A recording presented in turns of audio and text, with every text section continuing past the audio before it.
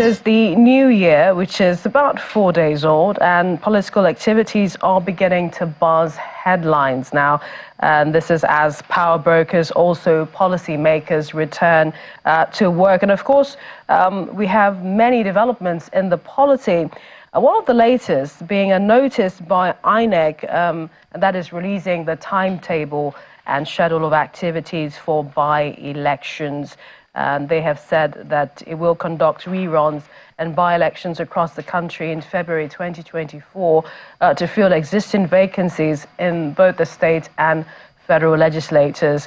Rerun elections only involve the parties and candidates that participated in the general election unless a party wishes to replace a deceased candidate. However, by-elections are fresh elections. For the by-elections, it is to fill vacancies arising from the death or resignation of members of the national and state houses of assembly, and the commission intends to combine and conduct the two categories, by-elections, rerun elections, on the same day. Well, joining me to talk more about this is the Executive Director, Electoral College, Mr. Kunle Lawal. Thank you for joining us on the program. Thank you very much, and it's a pleasure. Thank you very much, and it's a pleasure to be here. Yes, Thank you very much, and it's a pleasure to be here. So, talk to us. Are there extra electoral regulations, procedures that sort of govern by-elections in Nigeria? And this is, different from the general elections. Well, of course, just a few anomalies are different in this situation.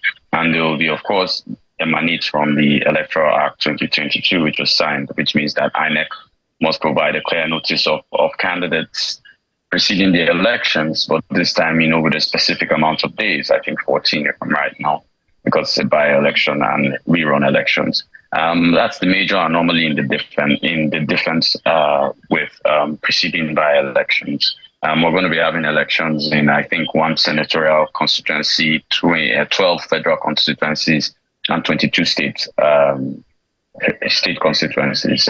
This will probably be to, like we said earlier, to replace those who we've lost, or where the courts found inconsistent situations with elections that were during the general election. Some reruns were ordered in some specific polling units, and this will be done. So, Mr. Lawal,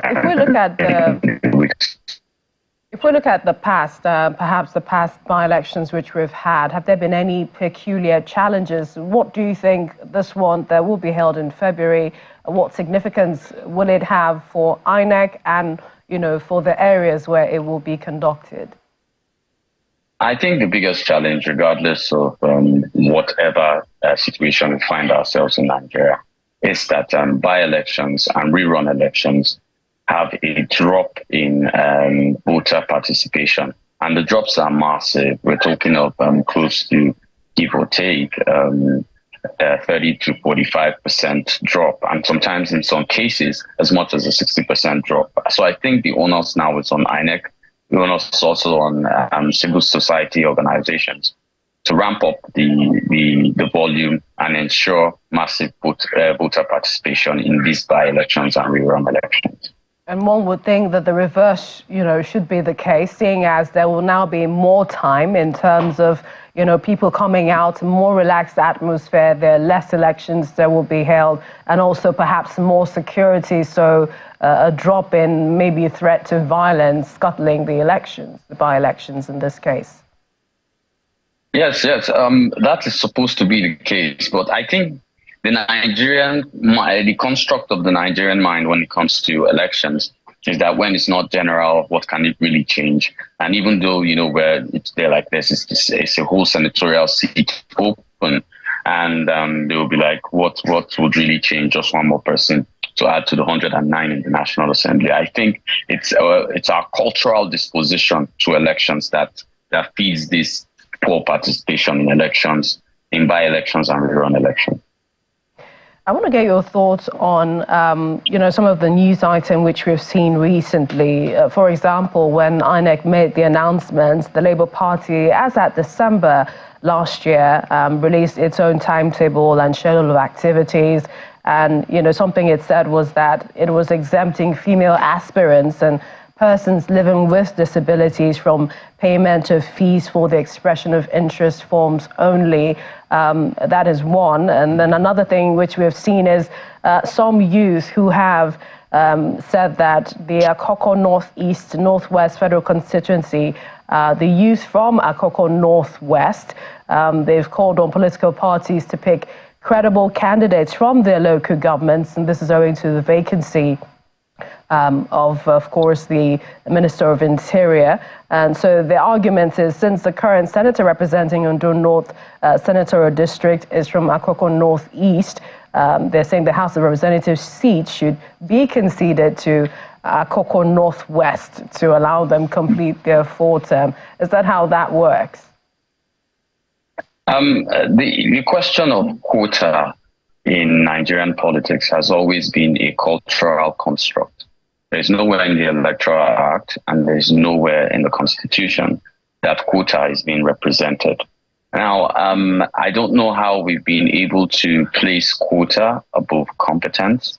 I think that's the major issue in our politics and something that we should try to get rid of. I think one of the things we should try to institute is that we should remember that everybody is first a Nigerian, and as long as the person holds Nigerian values and not the value of my so-called tribe or the ethnicity, we might have an issue. As regards Labour Party and a few other parties making accessibility more for people to participate, I would reiterate at this point that the biggest problem is that we tend to ask for things from political parties and not get them. The issue is, if more Nigerians participated in political parties, then we could have a very stable and viable democracy. It shouldn't be a question of what we should ask for. It should be a question of what we demand by participating in primaries, be it by being members and delegates and etc.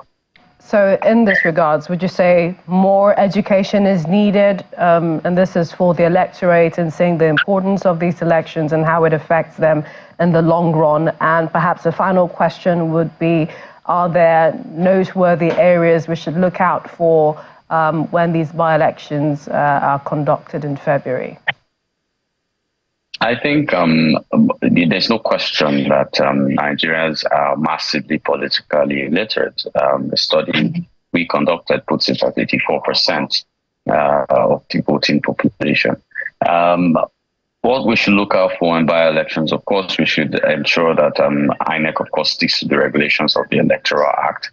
I think people should be around and really participate in these elections, because there are a few game-changing elections that are open publicly for within the by and rerun elections.